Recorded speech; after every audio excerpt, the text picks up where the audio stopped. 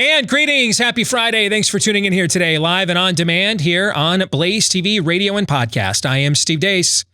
They are Aaron McIntyre and Todd Erzin, and our old friend DC McAllister is back. She just couldn't stay away. She'll be joining us here for the Deace Group here in a moment. 888-900-3393 is the number. That's 888-900-3393. Don't forget, you can let us know what you think about what we think via the stevedeace.com inbox. That's steve at stevedeace.com, D-E-A-C-E. You can also like us on Facebook and follow us on Twitter at Steve Deace Show. And if you're looking for clips of the show that you can sample yourself and then share with others, go to youtube.com/Steve Deace. That's youtube.com/Steve Deace. Coming up later today, we will get to some Feedback Friday. We'll get to some of the stuff that you've sent us recently at the stevedeace.com inbox. But before we do so, it is time for the Deace Group.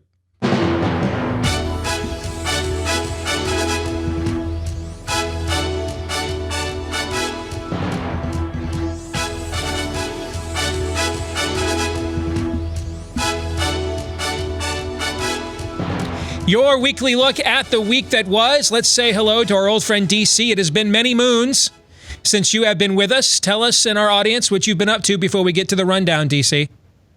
I have been starting a new website. It's a religious and cultural commentary online publication that is designed to equip Christians in the culture wars. A lot of times I run into Christians and they don't know how to handle all of the situations that are going on and all the conflicts. And so I'm kind of bridging theology with cultural and political issues to really help educate people on what's going on, how they need to think about it, and how Christians really are to respond. That's great stuff. Well, it's called Romans 1, Romans1.com, and it's really rooted in Romans 1, and it's looking at everything in light of Romans 1, which I know is dear to your heart, Steve. Absolutely. It's our evergreen weather forecast in the West. No question about it. Well, it is good to have you back. Let's get to issue 1. Bleep, Democrats say. But I tell you, if you have a problem figuring out whether you're for me or Trump, then you ain't black. I have never seen anything like this. The building's beginning to collapse. The building is collapsing. The building just exploded. Oh my God! You got it on.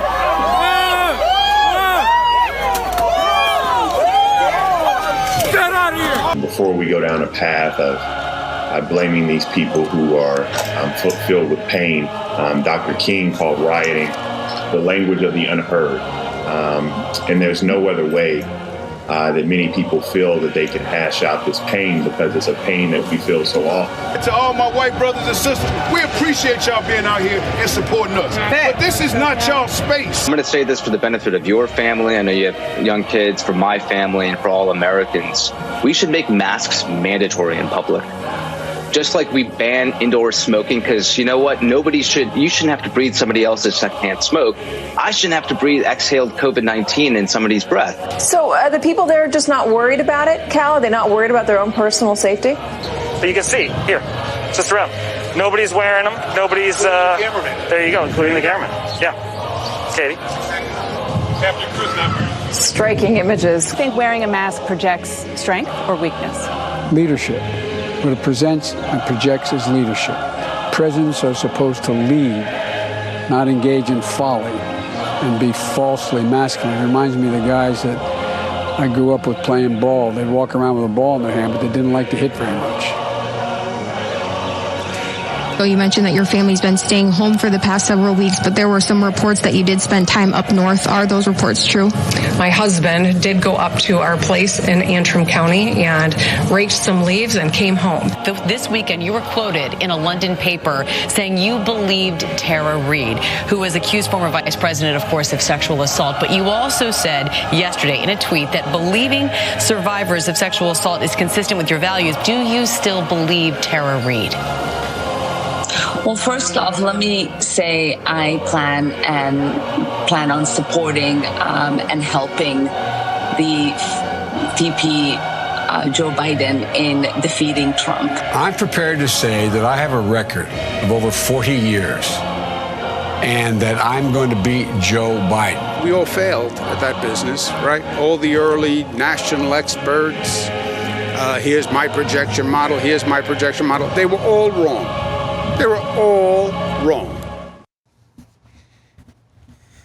The amount of self-parody that is contained within that video. I mean, you didn't even include Ari. Was it Ari Melba? Is that his name at MSNBC? Velshi, I think. But yes, I know what you're talking about. First of all, not wearing a mask on camera, saying that these are peaceful rioters while the building behind them's on fire. It's literally out of the Naked Gun, man. Frank Drebin. Nothing to see here, folks. Move along. Except it happened on national television in real time.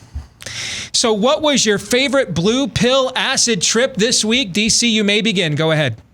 Well, I really like the thank you, white people, for being here, but, this is not your space, so step off. Let's all come together.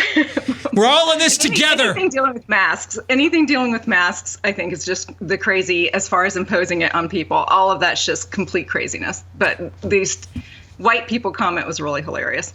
The mask is the hijab of the scientism religion. One of our viewers sent me an email along those lines earlier this week. I mean, it's what it is. It's how you. It's a symbol that you, of the cult that you belong to. Now, the problem we have though is there's a video making the rounds now from the World Health Organization. Now, and I'm not sure how to take this. You and I were talking about this during the show. Mm-hmm. Like I am, given their track record, I am beginning to think that the mask thing's legit, because the WHO is out there telling people there's no point to wearing masks. They don't do anything. That if you're treating somebody who's sick, you should wear one. But short of that, it's not going to stop you from getting a respiratory virus. That it doesn't do anything. That's the video they put out yesterday. Given their track record, I'm inclined to wonder if maybe we should all be in masks right now. No. Todd, what was your favorite this week? I actually got lulled into a trance by that. I forgot I was supposed to pick a favorite. There's so many. Gretchen. Hard to stay inside the lines. Gretchen Whitmer. It's a combination of Whitmer and Governor Cuomo. The tyranny of the experts combined with the tyranny of government, and we're here to help. How Whitmer has been, move over evil henchwoman and Harry Potter, I've got this, hold my beer, to now cutely talking about what her husband gets to do, how a different law applies to her than it does to everybody else. I mean, hold on. Ron, our board op in Dallas, our producer in Dallas, made the great point of saying, who rakes leaves in the spring? Yeah. Well, that's why I'm wondering, are we sure this isn't kind of like a Whitmer family? When you guys want to get away alone, the two of you away from the kids, you tell them, hey, we're just going up to the cottage to rake some leaves. Are we sure it's not like Whitmer family code? I mean, you and Mrs. Erzin got to have like a code, right? Anyway, it's time to get away alone. I'm sure it's not raking leaves, but maybe it's scuba diving. We're gonna run some laps. I mean, whatever we're gonna watch some soccer. Whatever you guys do in the Erzin household. I don't like this cutesy devil's advocate side of you, Steve Deace. You go wherever you need to go to iron this out. Get thee behind me, Satan. This entire time, soccer has been a euphemism. Yes. It's just gone over our head. I got 4 kids. Now we know. All right. What about you, Aaron? Go ahead. I wasn't even done yet. Oh, I'm sorry. Go ahead. I thought you were. Go ahead, sir. Maybe I am. But Cuomo, that's probably that. All the experts were wrong all along. And Governor Tyree, he's still on lockdown, but he's told you this has been nuts all along. It's why I say progressivism is cancer. And it's just been dialed up to 11 with coronavirus. There is no standard for them but the P word, power. Yeah. That is it.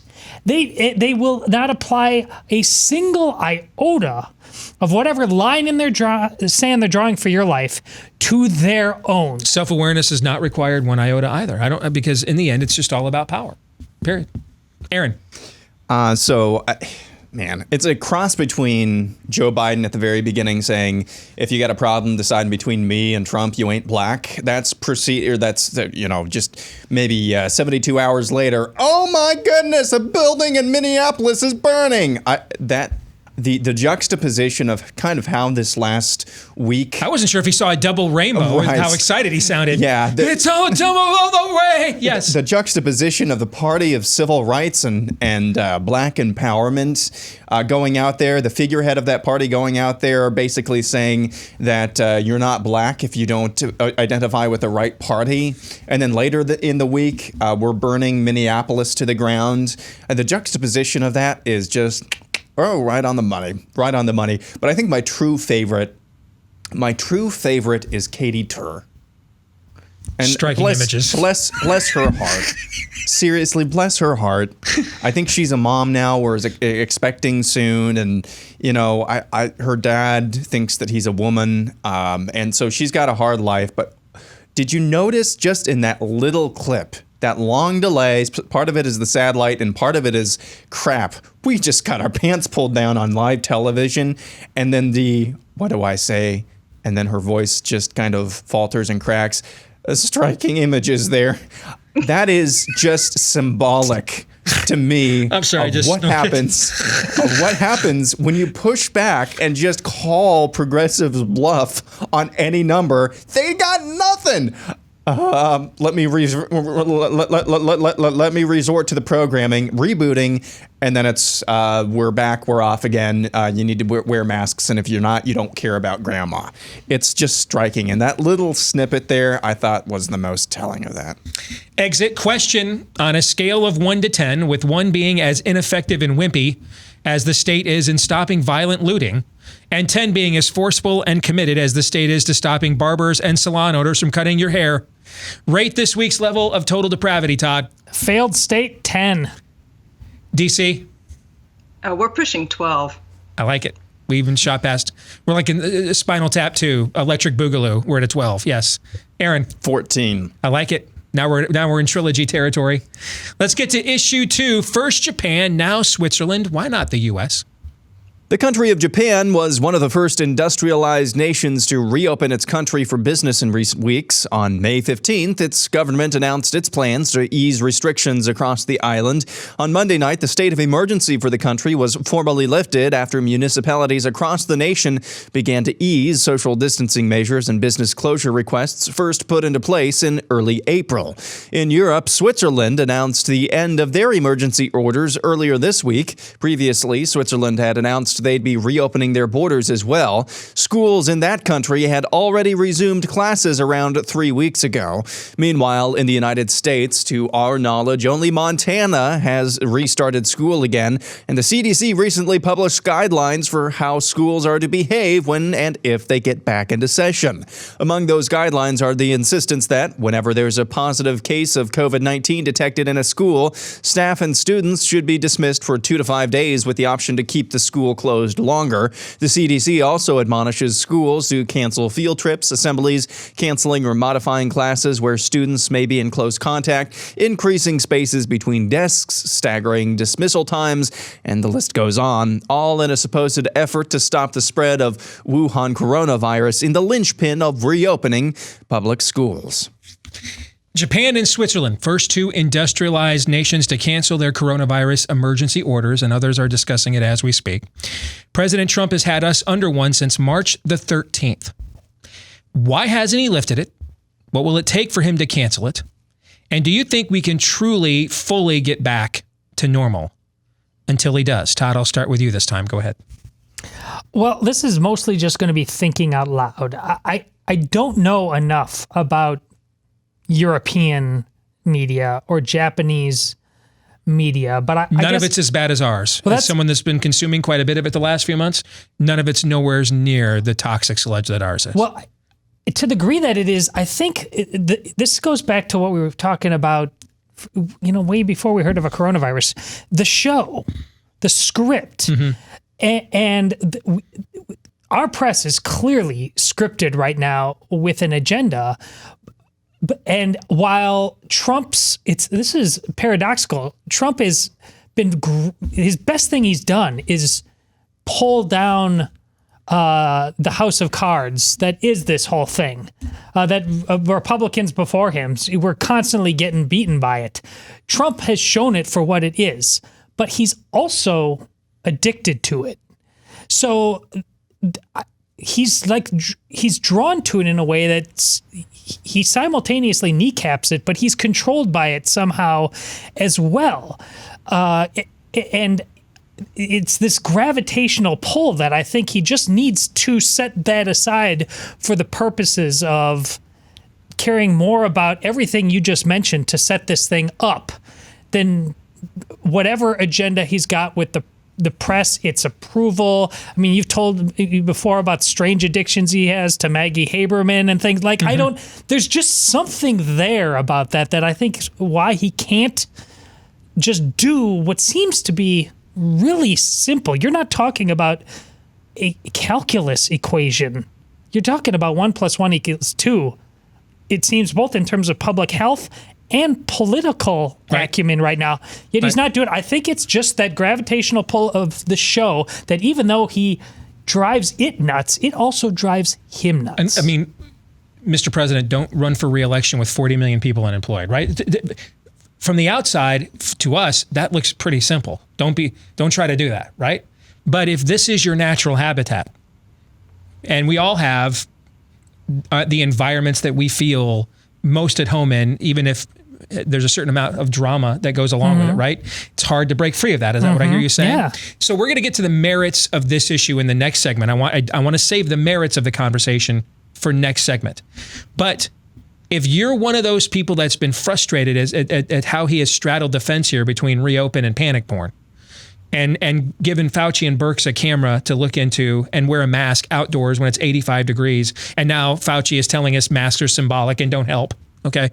If you're one of those people that's been frustrated with that, the merits of the story we'll get to later, but what now looks like is going to be a full onslaught war against the social media companies, particularly Twitter.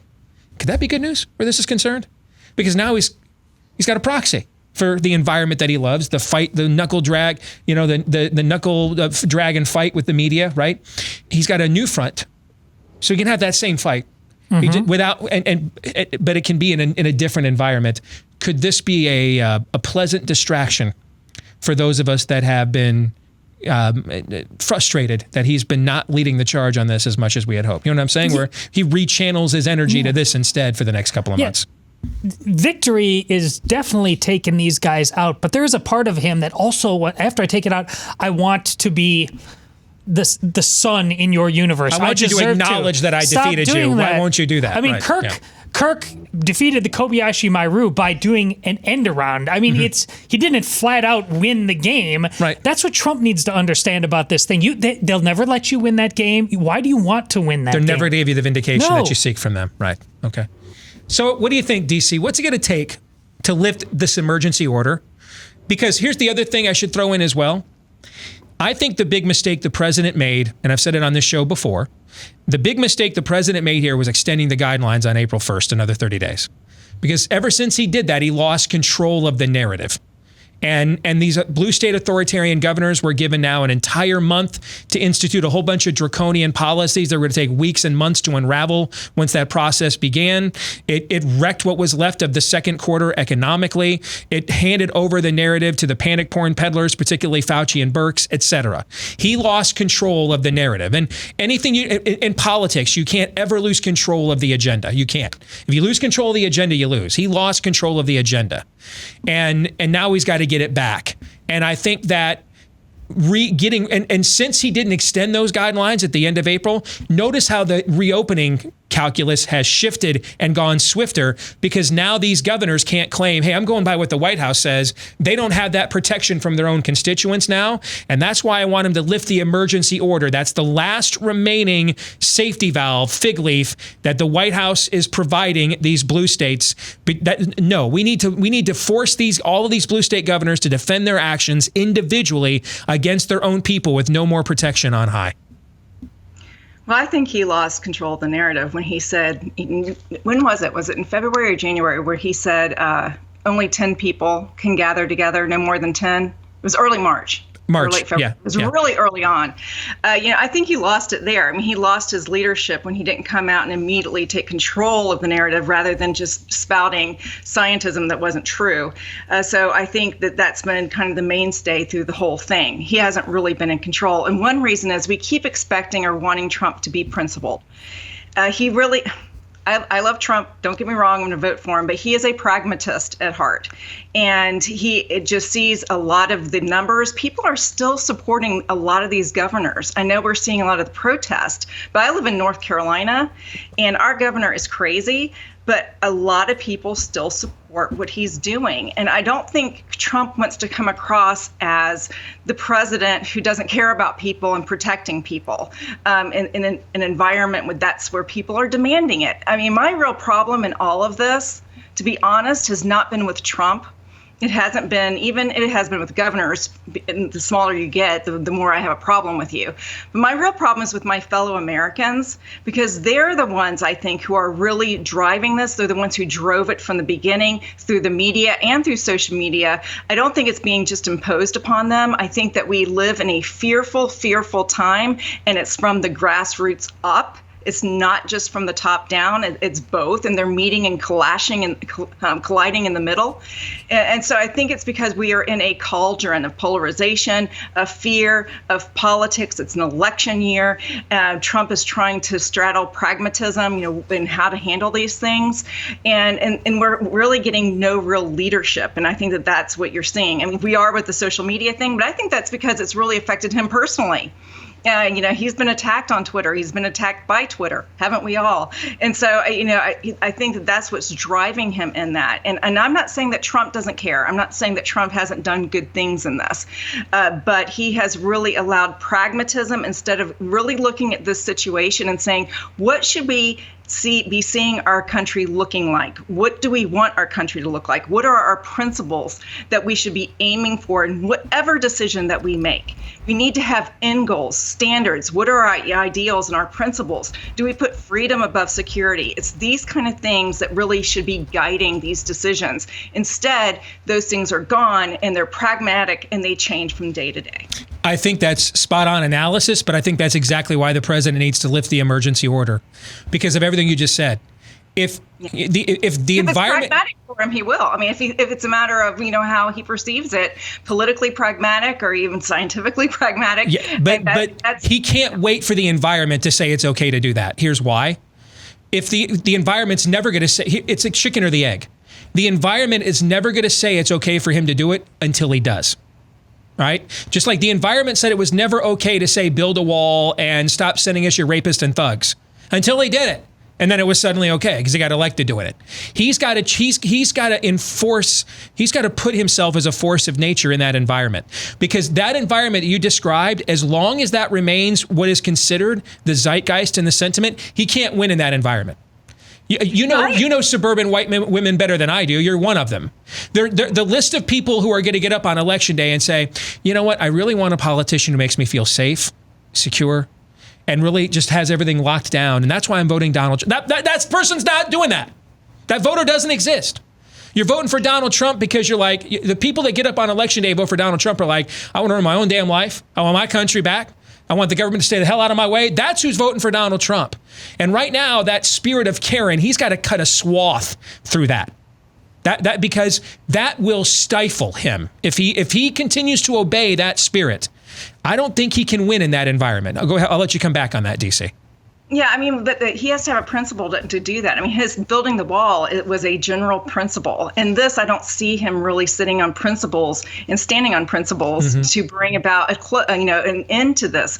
Also, I hate to say this, but there's also there is not a uniform support among conservatives about this issue. I meet conservatives all the time. One of my big frustrations is with conservative churches who are complying with this and who are saying put on your masks and who are fine with what the governors are doing.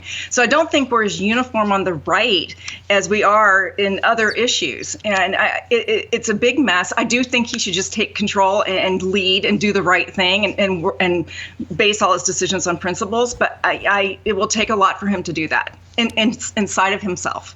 Aaron.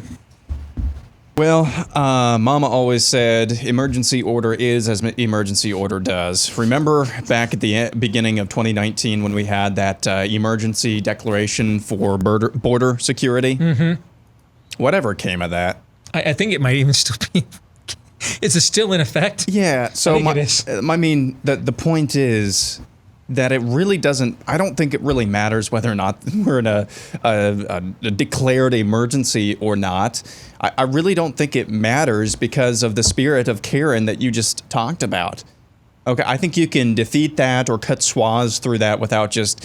It is symbolic, and maybe that helps the psyche a little bit. But I don't think. I think people who are worried about this and think that we should just stay locked down until there's a vaccine, they're not going to have their mind changed or be embarrassed or just go back to or try to go back to normal by an emergency order being declared. I think the most effective thing Trump could do to accomplish what you just talked about, just start doing your rallies again, man. Go fill those minor league ballparks that are not being used right now in all of the middle America that has been probably and will be most affected by this virus, or by the economic impacts of this virus, I should say. Go fill those places.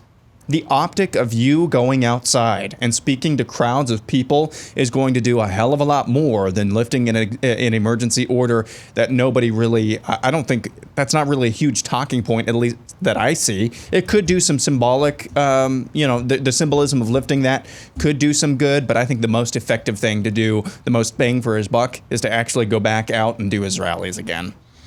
Yeah, I think he should be out and about in the country, outdoors, holding events. Yes, I think that would strike a blow for the psyche of this at the same time. Let's get to the exit question. True or false? Trump will use the occasion of the July 4th weekend to end the emergency order for coronavirus. That's when he's going to land the plane on the aircraft carrier. What do you think, Aaron? Right now, false. Todd? False. I think it'll actually happen sooner. DC? I think it'll happen later because the states are going to be clamoring for their money, and they will lose it if the order's lifted. So when we come back, we're going to talk about the social media wars. And these things are going to happen now. With what Twitter polled this morning on the President of the United States, they have, if he ever wanted to passive aggressive this, he's not going to be permitted to do it now. This thing is going to be seen through. This is one fight that Trump will be forced to see all the way through and not deflect later. He's going to, because they've called him out in public by what they pulled this morning on one of his tweets.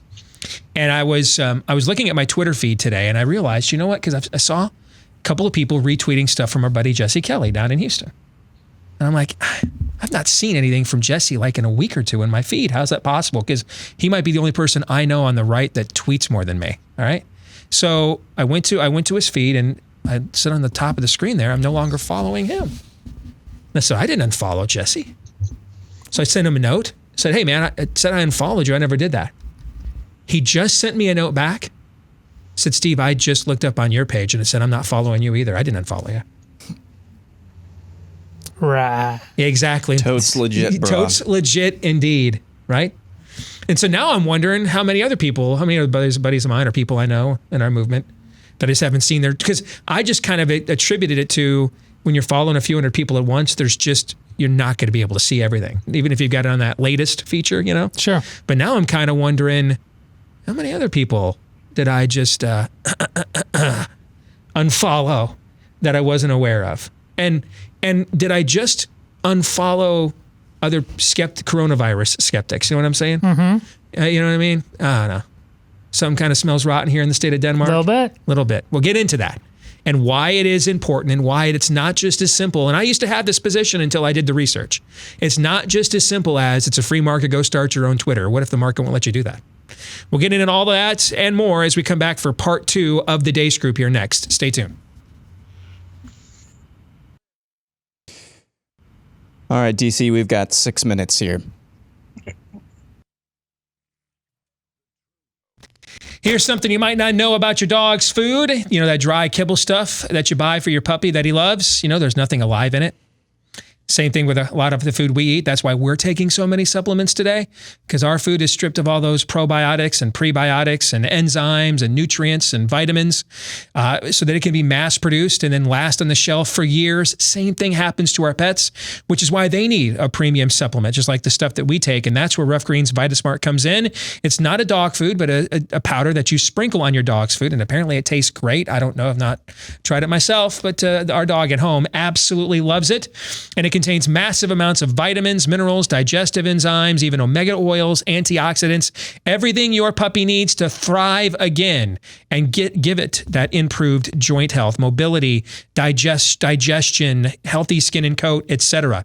All right. So if you want to take the 14-day Jumpstart Challenge for your pet today, it's just $14.95 and see the difference in your puppy in 14 days or less. Roughgreens.com/blaze is the website. RUFF is how it's spelled. Roughgreens.com/blaze. Again, that's roughgreens.com/blaze. Let's get back to the Deace Group, our weekly look at the week that was with issue 3, begun. The social media wars have. President Trump signed an executive order this week taking aim at a legal shield that protects social media companies from liability for content posted by users on their platforms. Therefore, today I'm signing an executive order to protect and uphold the free speech and rights of the American people. Currently, social media giants like Twitter receive an unprecedented liability shield based on the theory that they're a neutral platform, which they're not an editor with a viewpoint. My executive order calls for new regulations under Section 230 of the Communications Decency Act to make it that social media companies that engage in censoring or any political conduct will not be able to keep their liability shield. That's a big deal. They have a shield. They can do what they want. They have a shield. They're not going to have that shield. My executive order further instructs the Federal Trade Commission, FTC, to prohibit social media companies from engaging in any deceptive acts or practices affecting commerce. So again, just to further add some clarification to what the president is talking about here. Okay. The old liability laws that we had when the social media companies began to emerge, we really weren't sure what to do with them. And so they were in this new technology and this new arena, new realm. They had not really been politicized yet. And we didn't want to stifle the growth of the ability to communicate in this way. Plus, these are huge industries. They're going to employ a lot of people. So they were granted a waiver. I think it's called it's stipulation 230 or the clause 230 or something like that. And what it does is it permits them to not have to declare whether they are a publisher or a platform. And every other venue, like the Blaze, we have to do it here. Everywhere else, you have to make this declaration because it determines what your legal liability in any given situation is. Right. So, for example, if people have drawn the comparison, well, CNN doesn't have to do this with its comments section. Well, are they moderating their comments section? If they let anybody post anything there, then no, they don't, because they're just a platform and they're not liable and they're not saying we're taking any kind of responsibility for what is being posted here under our brand. It's a free forum and you're welcome to do with it what you want. But the minute you begin to editorialize which things can be posted and which cannot, beyond you can't break the law. You can't use a forum to commit a battery against someone or to threaten somebody's life, right? Beyond, we're talking, let's have some common sense, beyond criminal law. Like I can't use a CNN free forum to set up my drug deal. You know what I mean? If you're breaking the law. Beyond that though, okay, if you're not breaking actual criminal law, then if you're not moderating those things, then they're just platforms and you don't have to worry about liability if someone gets their feelings hurt because of what was said or says something that was untrue. But then if you're going to decide, hey, we want to moderate those forums and those platforms, and we want to be able to determine what gets access to our platform. Like we want to, the New York Times doesn't have to publish your letter to the editor just because you sent it. It gets to determine whether it wants to publish it or not. And then that also means, therefore, though, if you send them your letter and it's not what you sent them and instead they make a bunch of stuff up, you get to sue them because since they're moderating it, they're not immune. The social media companies have been given the ability to be immune from all of this. And at first it was fine because you primarily went on MySpace. You primarily went on MySpace to find young people like you, and then you primarily went on Facebook to find family members and high school friends you lost, and you primarily went on Twitter to kvetch about your favorite movie or your favorite sports team letting you down again this weekend. And that's changed in the last few years. These are huge political hubs and outlets now for political commentary, and both parties use them a lot to get their various messages out. And so now the social media companies, Facebook to some extent, although Twitter to much more, has decided that they want to have a say now in who gets deplatformed, who gets banned, and who does not. And so, for example, I'm no fan of Alex Jones, but to this day, I don't understand why he didn't sue Twitter. Because they went out in public and they labeled him a dangerous individual. I mean, that's scarlet lettering somebody to some degree, right? Yeah. Saying that the realm you're operating in is dangerous to the community. That absolutely is a besmirch of your reputation. I mean, I'd defend it if it was me. Okay. So now Trump is saying that they're not going to be granted this exemption anymore, which I am all for. Now, that doesn't mean, though, that the cure can be worse than the disease. We cannot institute some kind of online fairness doctrine. Because what will happen if we do that is it'll be used against entities like the Blaze and everybody else the other way too, right? So the cure can't be worse than the disease in my view, but this is absolutely a conversation we need to have, because you can't let a few lefty social media giants in Silicon Valley have total control of the flow of information and your data on top of it, which they're then selling. And then you let them make billions with IPOs on your stock market that you, as a taxpayer, you're paying for that to be regulated too. And then they get to determine what opinions get to be seen and heard. Well, Steve, just go start your own Twitter. We had the CEO from Parler, their competitor, on here a year ago.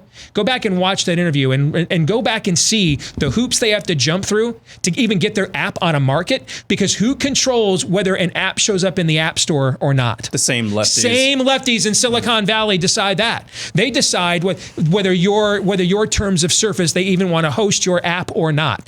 They have total control, a monopoly on the flow of information here. Trump is right to try to attack it. We just got to make sure that the cure here isn't Herbert Hoover-ing. Okay, we can't have Smooth Howley be the cure for the margin call on Wall Street. That's all. All right, there's some context there. DC, you get to go first. What do you think? The cure is going to be worse, because again, all he's saying is if you're going to be a publisher, you're going to be treated the same as all the other publishers. So I think that at this point, we don't have anything to be afraid of. It's a long-term concern, you're right, but I don't think right now.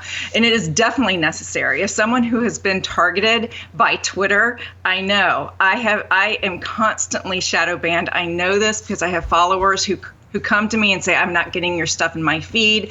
There's also an interest tab that you can go to, and Twitter gives you all the people that you're interested in. I have Twitter followers who follow me all the time, and I'm not on their list, even though they talk to me every day. And then someone that they interacted with once, who's either an extreme right-winger or liberals, is in their interest list. Mm-hmm. And so there's all this, subtext and behind the scenes way that Twitter controls what you say. And then they're constantly threatening you, of course, that if you say the wrong thing, every time I go to tweet, I'm like, is this going to get me banned? Often I do. I'm like, and I'm hesitant to say what I think is true because I'm afraid of the Twitter overlords. And this needs to be, it's not a platform. I'm monitored. I feel like I'm being watched by Big Brother every time I go on Twitter. And that's just not right. And I think Donald Trump is very good and right about going forward with this, and I hope it's handled properly by Barr and everyone and all the different agencies that are going to be looking into Twitter. And that I think that Twitter, if it comes down on them, that they have to be treated as a publisher, I think they'll pull back and be a platform again, because they will lose all kinds of money. They'll lose what they are if they don't. So they'll have a choice: either become something that is not Twitter and lose all their money, or comply and be what you originally said you were going to be and become wealthy again. So I've drawn the analogy when we've talked about this before, Todd, between a public utility, right? So imagine if AT&T, when it was one monstrosity before it was broken up, if it got to decide, hey, I don't like your viewpoints, so you don't get a phone line to communicate information to. That would have been, no one would even contemplated that they would be able to do that, right? Right. That's exactly what is happening here. That's exactly what's happening here. Yeah, and Trump so nukes common sense just by his presence involved here, that what several people that are on the right would absolutely be agreeing with us on, now they're clearly just disagreeing with it and going to war in defense of Twitter on this just because they hate Donald Trump, which proves all the more that Donald Trump is right in doing this. Just this ridiculous echo chamber is created by all the people who believe in tribalism more than truth. This is no different than, listen, restaurants. There's a sufficient level of government. It's not all small government, go away government. We have food inspectors investigate restaurants. If you say you're selling chicken and beef, it better be chicken and beef and not be dog in replacement of that. And you'd be pretty mad if you found out dog was being served in replacement of that. And at Twitter, dog is being served in replacement of what is supposed to be a free and open platform. They agreed to that. This is not, no one's trying to bully them into anything. People are trying to hold them accountable. I hate the rigged game. They have been getting away for it far too long. People who love their little Twitterverse, the clicky conservative group on there, you could tell that means more to them than anything. Their little hobnobbing there. Now they're defending Twitter. The hell with all of them. Trump's on the right side of this. Aaron, quickly. Yeah, I think that the more I look at this, what this will accomplish, at the very least, best case scenario, there's a more equitable and liberalized social media presence where people can actually have kind of a town square voice. That's the best case scenario. Worst case scenario is that these platforms just say, yeah, okay, we're a platform now, but community standards is if you're breaking the law, you can't be on here, we'll ban you with impunity. And breaking the law will mean, well, if you're Candace Owens and you encourage people to disobey the stay-at-home orders in Michigan, you're going to be banned now. Okay, if you say that a boy is a boy and a girl is a girl, that's discrimination now, and you're going to be banned now. They will find out so many. They will figure out so many different ways in which to connive and to get to their way with actually controlling the space. But they are opening themselves up for lawsuits. Yeah, they are opening themselves. And that's what I was getting to as well. That's also a win, because then at least, even if the lawsuits turn out against us, at least the lines will be drawn. It's in the open. This mushy middle. Why do you live here? Yeah. Agreed. Exit question: true or false? Once Trump is out of office and can't threaten their business, Twitter will ban Trump and begin systematically banning conservatives. We'll all end up on Parler or something like that, and social media will end up every bit as balkanized as every other form of media. True or false, Todd? True. DC? Oh, true. All hell is going to break loose once a liberal gets in the White House. Aaron? True. All right, let's go issue 4 just right here dry because we're short on time. What's something you'd like to tweet, but no, you can't without getting banned, but you can say here? Todd? But you can stay here on the Steve Deace Show? You can stay on this show, but if you tweet it, you get banned. I keep trying to find that, and they won't ban me. This is what's frustrating. DC, has she been banned? Have you been banned? They don't ban me. I say things a lot, but they shadow ban me. My tweets aren't seen. See, I don't think I'm big enough. You two are. We all know what the answer is. They're afraid. The all answer is men cannot become women, and women cannot become men. But there's only two genders. But I've said that all kinds of times. I don't know. I'm not big enough, though. Okay. I can tell you, if you say to a person, let's just be honest here, the two biggies that will get you banned is something to do with racism or something to do with LGBTQ, RSTY. And so, if you say, especially if another person is involved, something like, God did not make you gay, you're gay because of sin. Then that will put you either get you shadow banned or get you kicked off. Yeah, agreed. All right, let's get to predictions. Aaron, you get to go first. I think for me, I predict that Bella, my wife, and I were going to have the best time that we've ever had at the movies this afternoon. We're going to go see Raiders of the Lost Ark in IMAX here at our local theater. So that's going to be my prediction. I know I'm really going out on a limb there and going really bold, but being that this is the first time we can go to the theater in like almost 3 months, I think we're going to enjoy it. And you've never seen it, right? I've never seen it in its entirety, no. All-time favorite movie. One of my all-time favorites. Absolute classic. You bet. Todd? Minneapolis is going to continue to burn. all weekend long. They are not going. They literally took a police station and burnt it to the ground yesterday, and the cops ran away. There's an appetite for destruction there that is unsatiated. You don't think Trump will send the National Guard? Because I think he already did. He did? I think That's, yeah. I think that's what I read this morning. Okay. National I Guard don't. already. Okay. It's going to be one heck of a weekend. DC. Yeah, I think the RNC is going to be ditched from Charlotte permanently. So that's going to happen. I think Joe Biden, July 4th weekend, will pick Elizabeth Warren as his running mate. Whatever the odds that it was going to be Amy Klobuchar, now that she was a prosecutor in the community and this same cop has had issues in the past and she chose not to prosecute him, I mean, she's got no chance. She may even need to look at switching political parties right now with that story out there. Have you seen that? Yeah. Yeah. I mean, she's got no chance. So I think Joe Biden will pick Elizabeth Warren to be his running mate, and it will be over the 4th of July weekend. And this will be a play because she is beloved. First of all, she's a woman, but she is beloved by left media. They love her.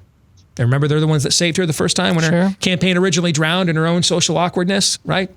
And her job will be to be the face of the campaign within that media group for the remainder of it. That she'll be the one that is sent in to do the Young Turks and talk to all the and Rachel Maddow and fire up a base right now that isn't that's inspired to beat Donald Trump but not inspired to support Joe Biden. And I can just tell you, we have plenty of experience of this on the right. You can say all you want, man, I can't wait to vote against Barack Obama. If you don't want to vote for Mitt Romney, you're not beating Barack Obama. We've all done this before. We know how this game is played on the other side, right? If you can hate the other guy as much as you want. If you're not inspired to vote for the alternative, you're not beating him. And so Elizabeth Warren, her job will be to be both female and have Bernie Sanders' agenda to try to fire up a base right now on the left that's not fired up about Joe Biden. DC, it's good to see you. Thanks for having me. You bet. We'll come back. Feedback Friday is next year with Hour 2. Stay tuned.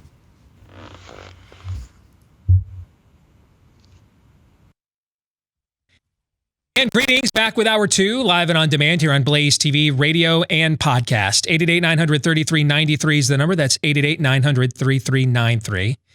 Steve at stevedeace.com is how you can email us. That's DEACE. Like us on Facebook. Follow us on Twitter at Steve Deace Show.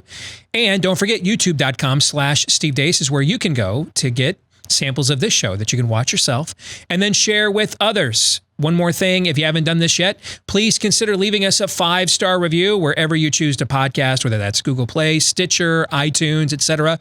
The more of those we get, it helps the show to grow. I don't really know why. I'm just told that's the case. Plus, we need affirmation on this show. Well, all three of us are just men of very low self-esteem. So give us the ego boost that we clearly demonstrate we desperately need. Thousands of you have sent us those 5-star reviews already. If you've not yet done so, what's your problem? I'm sorry, why not?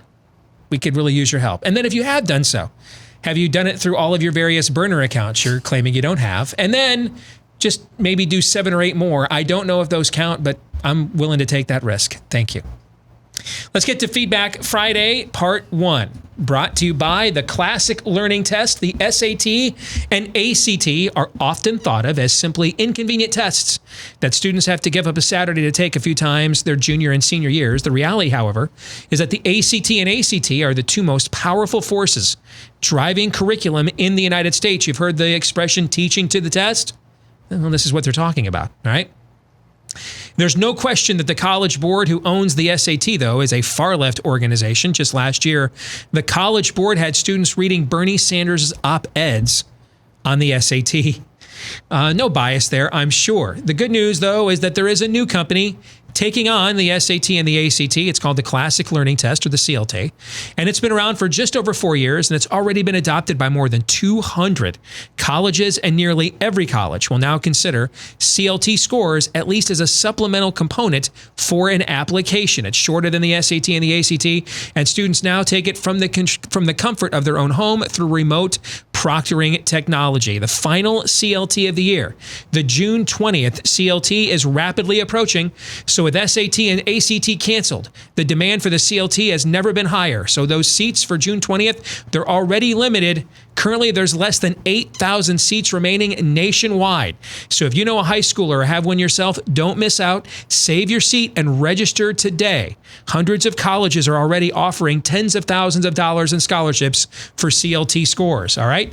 CLTexam.com is the website. You want to register there right now at CLTexam.com for the June 20th exam, final one of the year, CLTexam.com.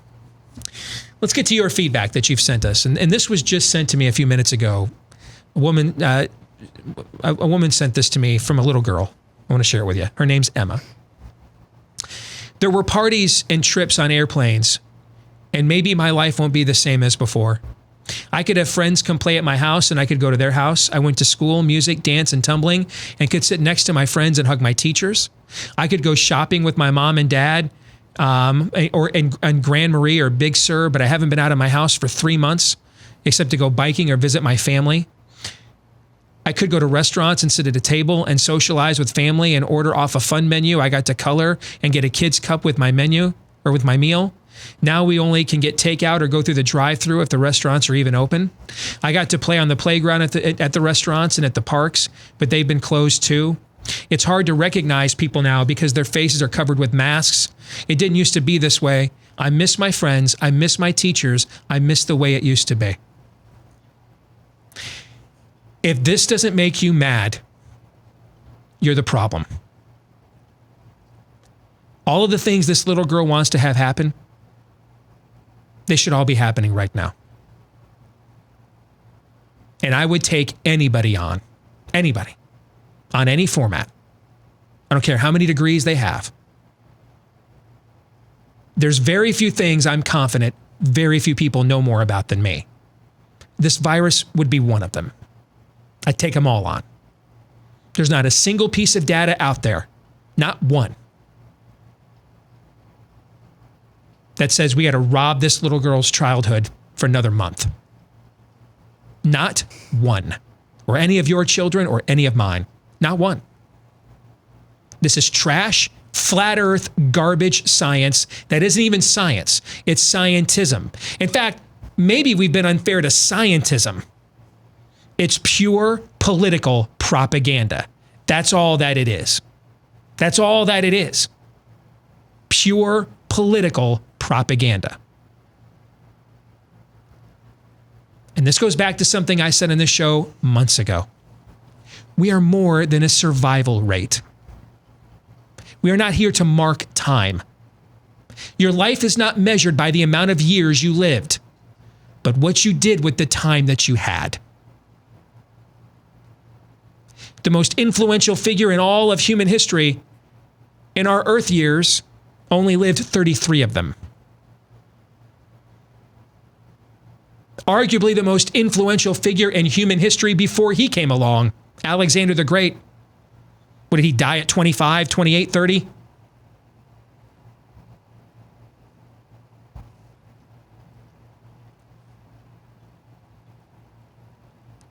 What's happening here is evil. It's evil. What's being done to the childhoods of children like this little girl Emma is evil. There's no science behind it. I don't even think there's even scientism behind it. I think this is largely driven by the fact that we have allowed into our media and to too many of our influential cultural sectors people who hate us and our way of life. And they have influenced a sizable minority of our populace who just simply want an apocalypse to happen on Donald Trump's watch because it would affirm all of their psychoses and their cultic dogma.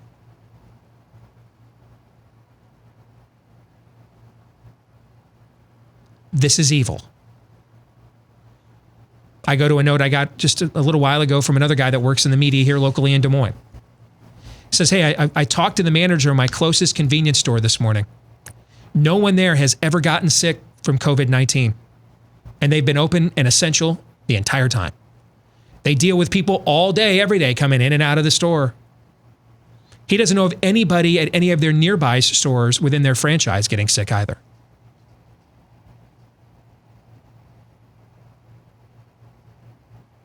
You know anybody? No. What about you, Aaron? You know anybody? No.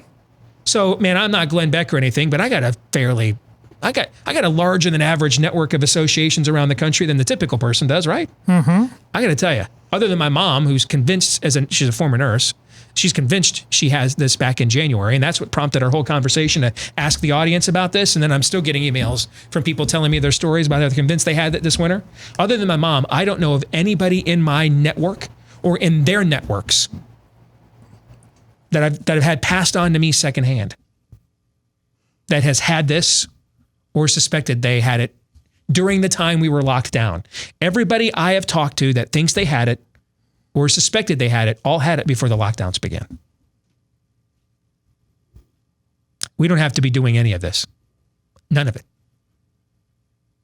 I love what our governor has done. Erin's going to the movies today because of what she's done. I'm going tomorrow. Love that. But she's wrong to not have all the playgrounds open right now. She's wrong. She's wrong. I love her to death for what she's done. She's been, and I've said, before this began, I said, Kim Reynolds, man, could it be possible she's like the best governor in America right now? And you look at what's going on in Iowa. We were talking about that before she even started leading the pushback on this, right? But she's wrong. The kids should be the same impulse that said that it's okay for the kids to go back and play sports this summer, as we're going to do in Iowa. The kids should be back on the playgrounds. There's no, this is all flat earth political propaganda. All of it. Absolutely all of it. And if you don't agree, you stay in your home. You wear a damn mask everywhere. I don't care. Wear a mask in the shower. I don't care. You're welcome to mask away.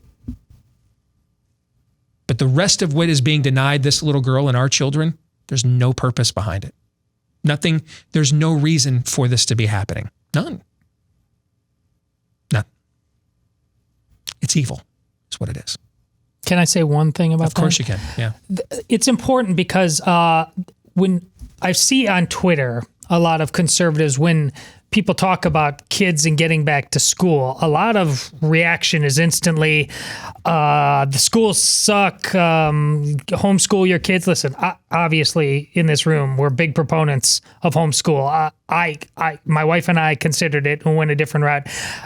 Here's the thing about that. There's all kinds of problems with indoctrination in public schools, but we just give them the game when we allow them to take what is ours. Those schools are ours. Those businesses that they call non-essential are essential because they are ours. Mm-hmm. We've got to take it all back in the name of the world we want to give to this little girl when she's an adult. It doesn't have to be this way. And we concede too much. It doesn't matter. Individual choice, do what if there's more people who homeschool after this, fine. But letting them continue to have where invariably most children will go to school. And there's all kinds of great conservative families who do send their kids to public schools for all kinds of reasons. We can't just make it as simple as Sodom and Gomorrah. Agreed. And we're going to go do this. We need to take that turf back. That's an important point of order that you just made. And Erin was homeschooled all the way through. Yeah. We homeschooled Anna, our oldest, all the way through. She graduated last year. Zoe has some learning disabilities, so she'll probably have to, she'd like to go to Des Moines Christian, but probably can't do it because of her disability. So she'll probably have to be homeschooled the whole way through. Noah was homeschooled until the 7th grade, and he went to Des Moines Christian this year, right? So I say all of that because I'm pretty invested in homeschooling. Yeah. I've spoken about it all over the country, all over on my show numerous times. I've allowed my platform to be an advocate for it. Okay. I mean, one of the people I most respect and like in our entire movement, and one of the few people in our movement that I think actually likes and respects me, is Michael Ferris, man. And he's the Benjamin Franklin of modern American homeschooling. Okay. So with those credentials laid down, That's what's being thrown out there. Well, the kids are better off not be. That's a false argument. It's a red herring. Here's why. Because when those parents are educating their children at home, what's the curriculum? Where's it coming from that almost all of them are using? What do you think they're schooling their kids at home with? What are they using? What are they using? What did you guys use when your kids got kicked out of school? What are you using? Stuff from the school. District, yeah. You're still using the same stuff. Yeah. Okay. So this is the worst of both worlds now, which is we're still going to feed our kids what's going through the government school system, the same indoctrination. We're just going to do it at home. But all the other stuff they provide, that's an actual benefit. The group activities, the socialization, the competition of the sports world, and who sits first chair and band, and who gets the solos in our town and Greece and in the choir, all the other stuff all the stuff where invaluable. See, because what's the reason we sent Noah to Des Moines Christian? In the end, he had competitive needs that we could not meet. As a young man, he had competitive needs we could not meet, and a corporate learning environment could. That's why we made that decision. So this is the worst of both worlds. We are still going to inject this into the jet stream of our kids, the curriculum. They still get taught the same curriculum.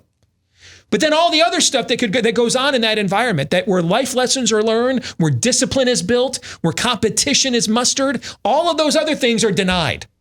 So this is the worst of both worlds. They're getting all of the programming without any of the benefit. Similar to how we get called all the same names for voting Republican, and then when we elect them, they don't do what we wanted them to do, and yet we're still all racist anyway, right? So we get all of the backlash and none of the benefit. That's like every Daniel Horowitz rant for the last 5 years I've heard, that's his core lament in life, is that we get on the right, we get all the backlash of being conservatives and Republicans, and then never the benefit of it. Well, that's what's going on here. The kids are they're still getting their curriculum into your kid's head. That's what most of them are being taught.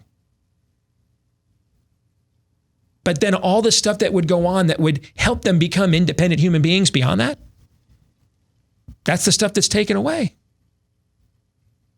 Maybe now you know why they're not in a hurry to go back. Maybe now you know why the educrats are like, oh, I don't, we got to stay out, man. Can't send the kids back until there's a vaccine. They've got the best of both worlds. They don't have to watch your little rugrat. You're doing that for them now. You're still injecting the toxic sludge of their curriculum into your kid's mind. And now the good stuff that goes on there, the community stuff that's built, the relationships that are made, the values that are forged in competitive environments. The stuff that they would actually learn being on the high school football team or on the cheerleading squad that would, get them to think and act independently. All that's gone. And now they're just in front of a screen, nodding their head yes to whatever's being sent their way. Now you know why the educrats don't want to reopen. They got rid of all the stuff about their own education environment they hated and got to retain the real reason they got into this, to program your kids. So that's a dumb argument. What's being done is government school. They're not being homeschooled. Government schooling is being done at home. And then the stuff that your kid's going to remember a lot longer in life than, Trig 3. The girl that he got the courage to ask out. The team that he decided, I'm going to risk it and cut and try out for it.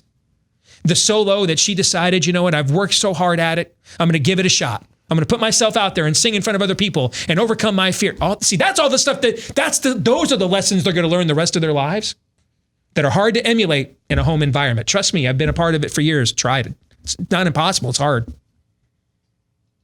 But those are the lessons they're going to take with them well into their adult years. That's all the stuff that's been taken away. The programming all remains. Reese writes, you okay with that? I'm good. All right.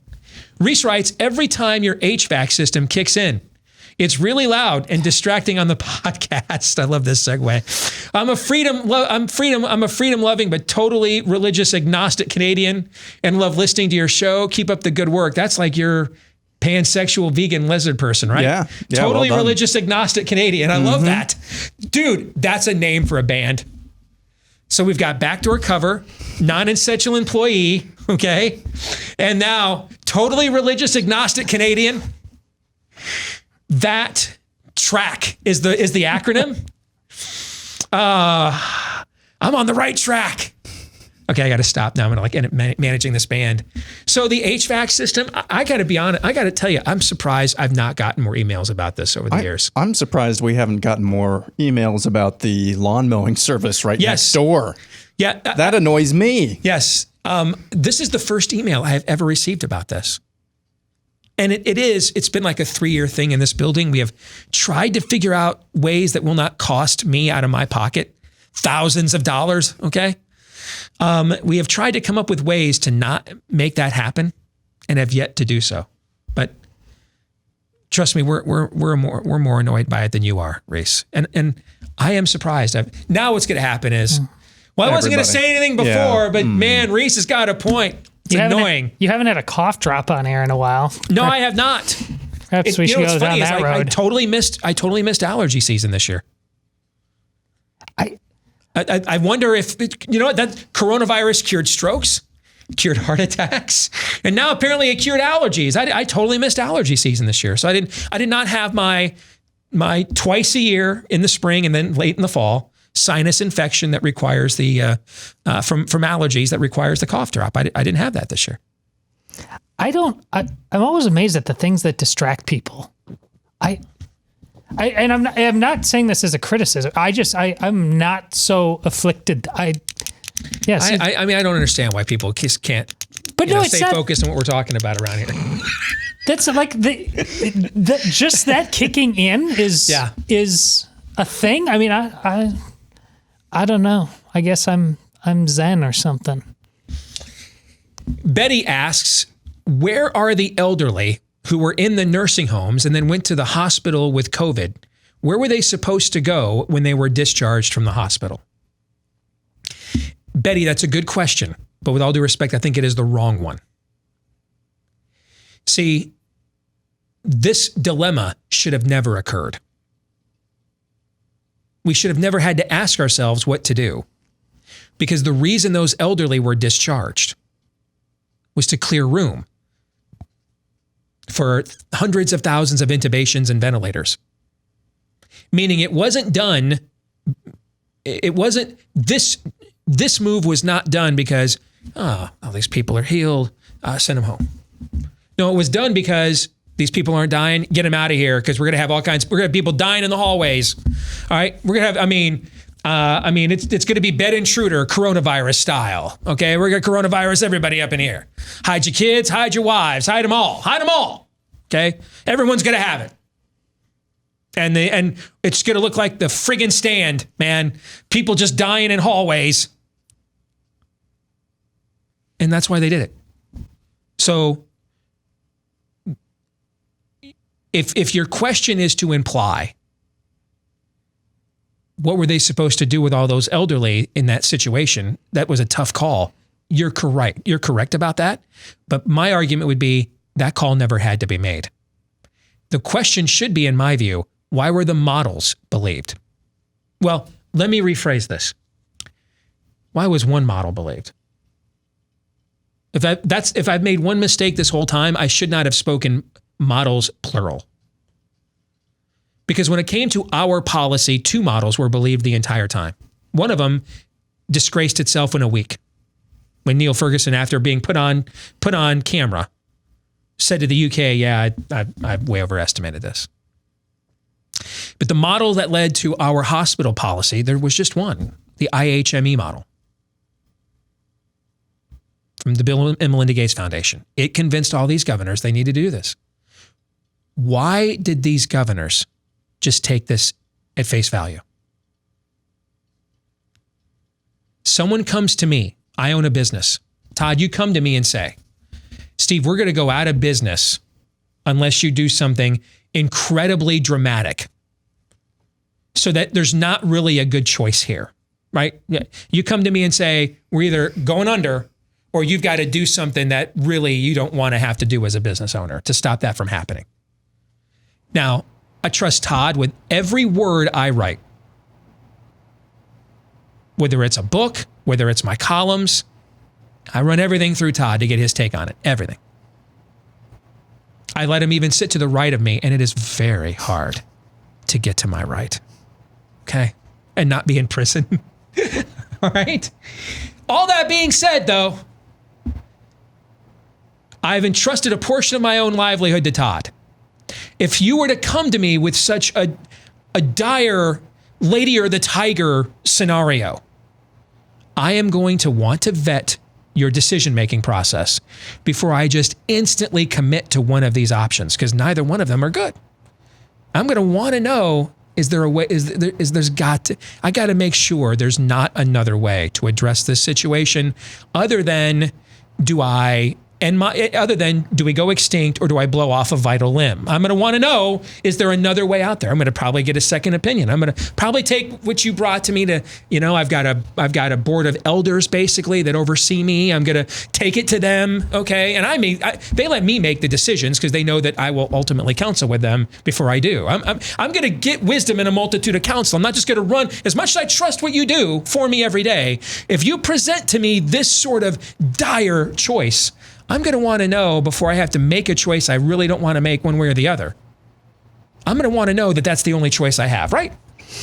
Yeah, and part of the reason is because you know who and what you are. When you accept that that's the choice, you go all in. Right. I mean, you won't, but I know I'm not going to half-ass it. So if I'm all in, I need to know it's worth going all in. And it's got to be all in given what you're telling me is at stake. Correct. Here. Your doctor. Do you have a family physician, somebody you guys have trusted for years? No. No? Okay. Aaron, do you have one maybe somebody you go see? I do, yep. Okay. He comes to you and says, dude, I think there was a lump on your scrot, man. Okay. I think it's cancer. Yep. And it's terminal. All right. Are you going to be like, all right, well, that sucks. So how much time do I have, doc? What are you going to probably want to get after you get a diagnosis like that?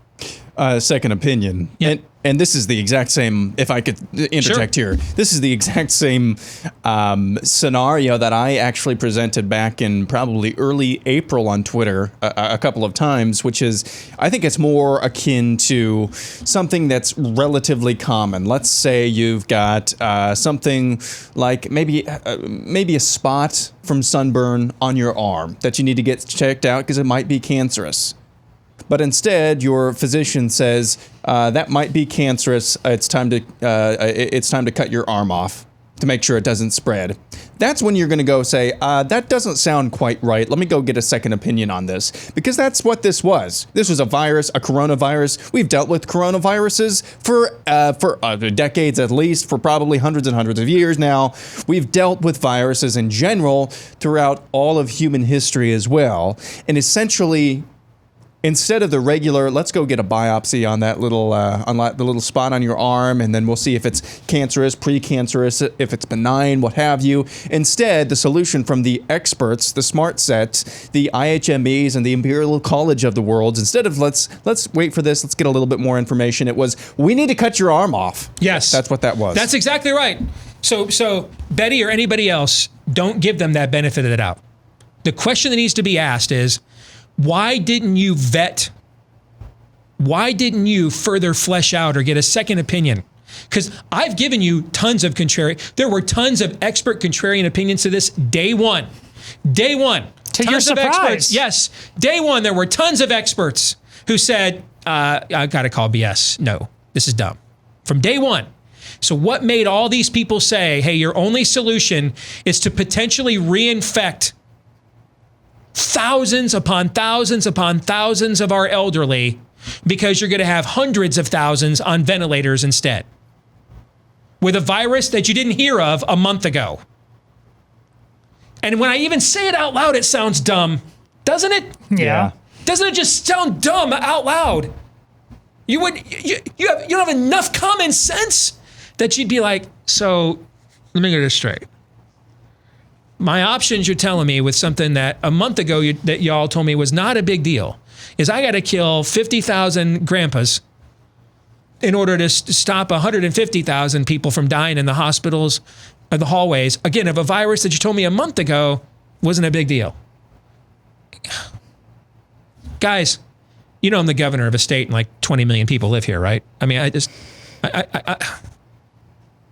you guys get your story straight. I'm going to be over here, doing my job. Come to me when your stories are straight. Because wouldn't that be common sense? Well, you would think. If we weren't a failed state. If we weren't a failed state. Indeed. What does Todd mean with a failed state? The normal here's how politics should work in a healthy society. When faced with such a terrible ordeal, the way politics should work is the corruption should work the other way. The corruption should be, you're Ari Melber or whatever that guy's name is on MSNBC. These are peaceful protests. Well, he's not wearing a mask and the building behind him is exploding. Peaceful protests, these guys really, they just want to have their voices be heard. That's how the corruption should work. Like your politician should be lying to you that it's really not that serious because I don't want this crap occurring on my watch, right? Sure. That's what should be the corruption should work that way. It should be like, the corruption should be like the Jonah Hill gif. Not while I'm here, it's not. Coronavirus wrecked them, barely knew him. Anyway, when the Yanks open up spring training. Because that's how the corruption should work the other way. Like, in past eras, they didn't tell you Agent Orange was bad. And it was okay to give LSD to the general population. That's how the corruption should work. In a healthy culture, when corruption happens, they lie to you that things really aren't as bad as they really should be. All right? We didn't do that. Our politicians are like, hot damn, the end of the world's gonna happen on my watch? I wanna own that. Yeah. They got hulked up. Said their prayers, ate their vitamins. They're like doing leg drops off the top rope. Yeah. They're like giving Rick 4 woos. Yeah. This is the apocalypse and I get to manage it. I cannot wait. That poop ain't right. All right, be honest. Have you lost that fight with the quarantine 15 the last few months? Well, now that the warmer weather is here, it's June on Monday. Right? So let's hit the reboot and make June the new January. You can even start early this weekend if you want to do that. With doctor-developed Riduzone, it's an excellent way to curb cravings for the fattening foods that derail your discipline. Backed by 2 U.S. patents, Riduzone is the only FDA-accepted product that includes OEA. That's the naturally occurring molecule that helps you to feel full faster while burning stored fat and reducing your calorie intake. So Riduzone makes it easier to resist those cravings because it's often not what you're eating, but how much of it you're eating. Okay. Now, every time I say that disclaimer, hey, Steve, I'm only eating 2,000 calories like the FDA says, but they're all Milky Way bars. That's okay. That's dumb. Don't be dumb. Okay. All right. So unless you're doing that or 2,000 calories of trans fats, don't be dumb. Unless you're that dumb, it's often not what you're eating, but how much. So get your cravings and portion sizes under control. Go to Riduzone.com. That's the only place you can get Riduzone. At RIDUZONE for Riduzone.com. And use my name, Steve, as the promo code to get 65% off your order. Up to 65% off your order. Plus, they'll throw in the free shipping at Riduzone.com. Promo code Steve. Let's get back to your notes. I'm going to get through as many of these as we can because we are way backlogged in the inbox. Nancy Fredericks writes, no one is addressing the thing everyone with elderly people in their family are well aware of. Hospitals are under tremendous pressure financially to kick Medicare patients out before 3 nights spent in the hospital because greater than 2 nights means Medicare pays for 30 days at the nursing home. This is the habit hospitals and doctors have been in the last several years, and I wonder how this may have figured into these disastrous decisions to place COVID-19 elderly in nursing homes if they have nowhere else to go. Secondly, the way nursing homes are staffed makes it completely impractical and to really sequester any admission to the nursing home because anybody's COVID-19 positive or exposed. It's the most intimate staff-patient contact, and the staff are always shorthanded and underpaid. This COVID-19 crisis exposes severe problems with the way we treat our elderly and the infirm in our society. It is no coincidence that euthanasia has become a cause celeb in the progressive ranks. It will be vying for our attention with the tragedy of abortion imminently. How our elderly have been treated is almost a test case for how far the necromancers can push us. Yeah. But here's what publicly or privately funded, as it currently stands, we still have a fundamentally the same problem in both cases as it applies to healthcare in general and specifically healthcare pertaining to the elderly. It isn't human. It just isn't. We just find it very similar to people view schools fundamentally not as places of education, but basically what we need to do to place our kid in a place when both mother and father are working. So we just don't really think about many of the things concerning to education. The same is true about, mom and dad got to go somewhere else. I mean, it's just getting too much and they're getting in our way and ruining our vibe. There's a lot of that going on, none of which is fundamentally human, and caring about people at every stage of their life who are created in the image and likeness of God. Yeah, I mean, this is, we witness this all the time, and we talk about it in kind of an esoteric type of way, with the exception of the abortion debate. But this is what Darwinian evolution or Darwinism actually looks like carried out.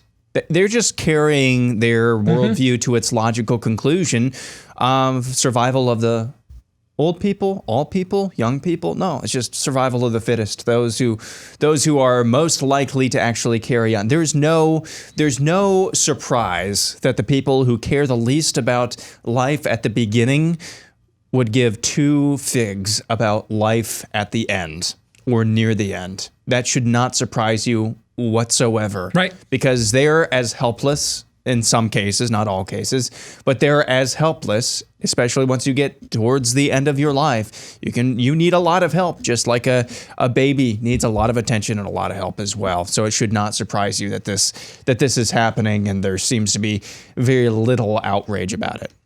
Charles in Colorado says, I'm a lifelong Republican, but an early self-proclaimed never Trump guy. Shortly after I made this proclamation, I was excoriated by my friends on the right and subsequently accepted by those on the left, even though I didn't really believe in a lot of their views. But over the course of 3 years, I slowly sunk into a more leftist ideology, and my hatred for Trump became more and more significant as I watched predominantly CNN.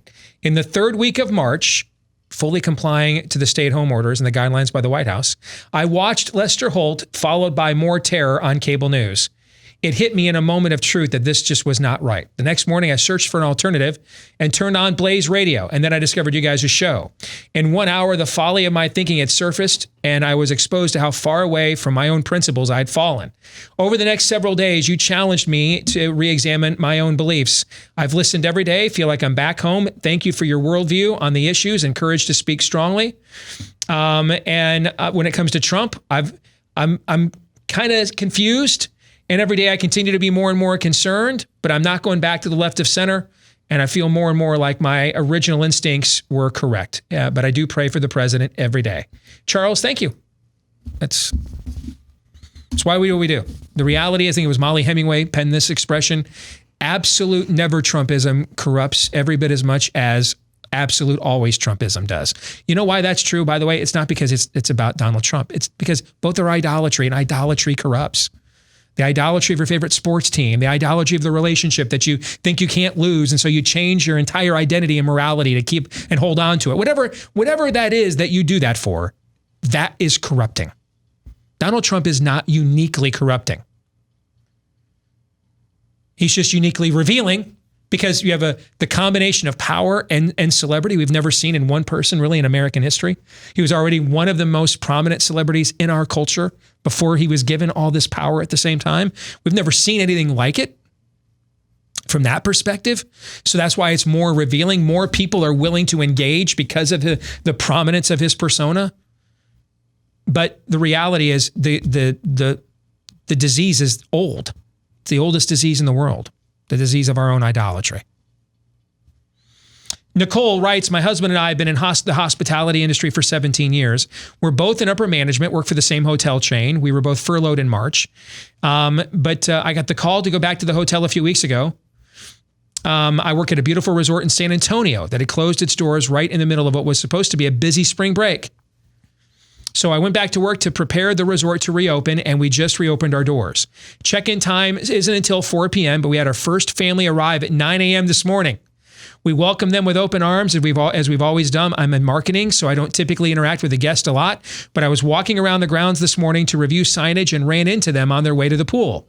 Again, I welcome them, feeling weird. It was feeling really weird that I was wearing a mask outside because my company asked me to, and said how happy we were to have them. The excitement on their two little girls' faces was so amazing. I walked away in tears.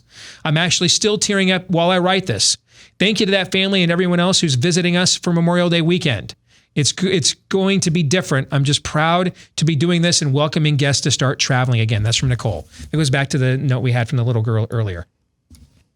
We're not survival rights. And if anything good can come of this, all things work together for the glory of God and for those called according to his purposes, right? If anything good can come of this, it's that I think we've been reminded that some of the things like Nicole writes about here and that little girl Emma wrote that note about earlier, we've been taking those things for granted. And those are the things we're really having these arguments for. The freedom and liberty to enjoy those simple pleasures in life that freedom and liberty afford. Do you remember how exciting it was when you guys went to a hotel, when your parents took you to a hotel as a kid and had a pool with a slide, right? I mean, it was just, you thought you won the lottery. I think we've been so spoiled with a lot of those things because of the success of this country. And I hope if there's anything good that comes out of this, having those things taken away. Like I'm going to go see a movie I've seen Raiders of the Lost Ark 75 times. I'm going to go see it again tomorrow. And normally I'd be like, I've seen that movie a million times. Yeah, I'll find something else to do. I'm so excited to get out and go see it tomorrow. Because something that I took for granted was kind of taken away. And so if anything good comes of this, I hope it's that we realize the things we've taken for granted, that they can be taken away, and therefore we need to fight hard to hold on to them in the future. Neil writes, herd immunity is a law of nature, not a policy or a belief. And that is exactly right. That's science. Yep. Whether it's the president saying this or our progressive opponents, well, that's your theory. It's not a theory. I know you lefties live in a world where gender's a theory. Not a theory, though. Okay? That's your Xanadu. I'm not letting you inflict your psychosis upon me. I got enough of my own issues, but thanks. Without yours. Okay? Herd immunity is a law of nature. Neil is exactly correct. See, I want to say I'm just not in favor of gravity, Steve. Just not in favor of it. I would urge you then when we're done here today, just give me a warning because I want to have your replacement lined up. Okay. Although it's going to be easier now with the 40 million people unemployed to replace you than it was a few months ago. Yeah. But go ahead. I invite you to find a tall building and test the sincerity of your belief. It's like I always say to the people that say,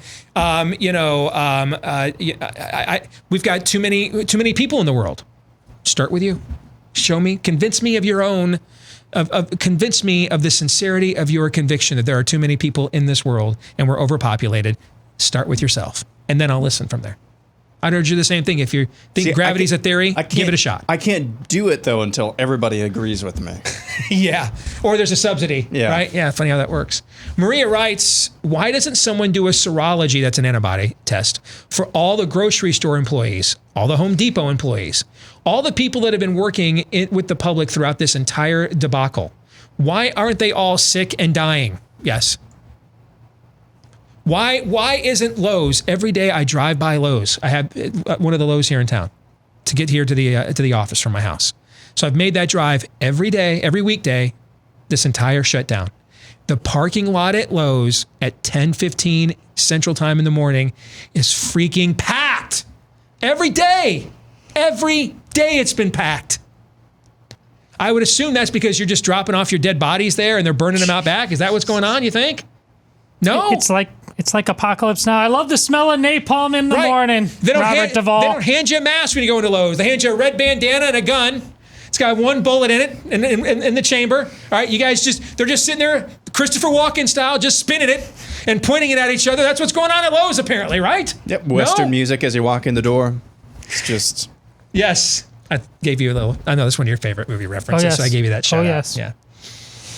Spencer writes, I'm writing in regards to the face mask. I'm trying to figure out how people demand companies to require masks because it makes them feel safer at ease. Why can't they just decide I won't shop there?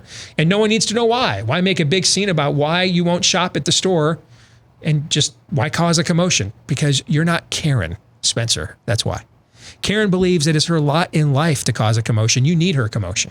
You wouldn't know how to live your life, Karen believes, without Karen's very special kind of commotion. That's number one. The other issue here is tort. These companies are worried about getting sued. I think it just comes down to those two things. Definitely the latter, absolutely. Although I don't know what happens now, like I said earlier, now that the World Health Organization is telling everybody you don't have to wear masks, they're not helping you anyway.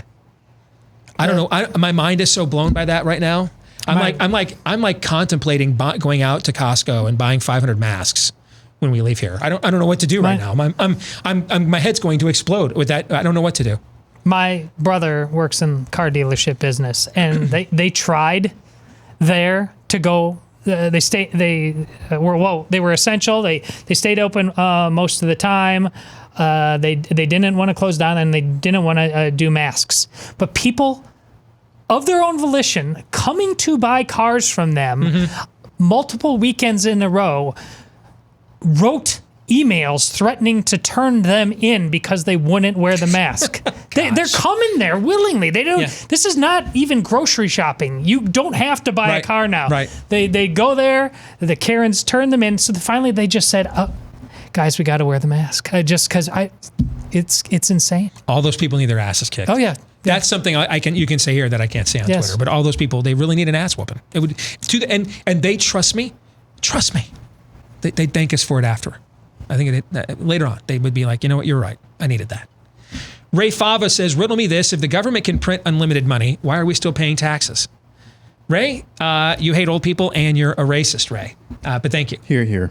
Andrew Malloy says, I must admit I am very impressed with how smart the COVID-19 virus is. It doesn't contaminate you at Walmart, Target, Costco, supermarkets, Home Depot, Lowe's, liquor stores, convenience stores, gas stations, etc. But it will sure get to you if you go to church, hair salons, nail salons, restaurants, and other small businesses. And don't forget public land, fishing, beaches, and camping with plenty of fresh air. Tricky little virus. It's a vengeful God. Do you notice all the stories, particularly from the Hill? I don't know. I don't. Should we call this the big box store virus? Yes, particularly from the Hill. I don't know why, but all of the stories for when those states started to open up, like the day before they'd open up, huge spike in cases as Texas prepares to reopen, huge spike in cases as Florida prepares to reopen. It's like, wow, man, this virus is a vengeful God destroying people's lives. Just sitting around waiting for you to open. Yes. At the mere threat of you reopening, it's starting to infect more people. But then ABC News thought they were going to get their panic porn, and they studied the 21 states that have the most aggressively reopened. And you know what they found after studying them for 3 full weeks? Yeah, I do know. Can I say this? Absolutely, actually? You can. Yeah, they're not rioters; they're protesters. Is that right? No. They found no spike in new cases, hospitalizations, or deaths in any of the 21 states that are reopening that they surveyed. None of them. All of this in that email. You know what reminds me of? This is that great Seinfeld episode. Do you remember where they did a spoof of the of JFK with the magic bullet theory? But I can't remember. It had to do with like somebody spitting out food, and like Roger McDowell, the former Mets pitcher, was the guy on the grassy knoll pier. It was hilarious, but it just made. And Jerry Seinfeld is ultimately he's the attorney in it all, and he's proving how magical whatever this piece of food was that apparently took out so many people. That coronavirus is making me believe in 4-dimensional chess. I mean, look at all the things we have got to believe now. Yeah. I mean, I don't. Truck drivers. I mean, God bless you guys. You're the reasons we get to have the stuff and the Amazon fulfillment and everything. But a lot of you ain't svelte, right? Right. How come they're not dying all over the place? Because we're told obesity is a big issue, right? We're going to stick around, do our best and worst of the week for our BlazeTV subscribers. For the rest of you, have a great weekend. We'll see you again on Monday, John 3:17.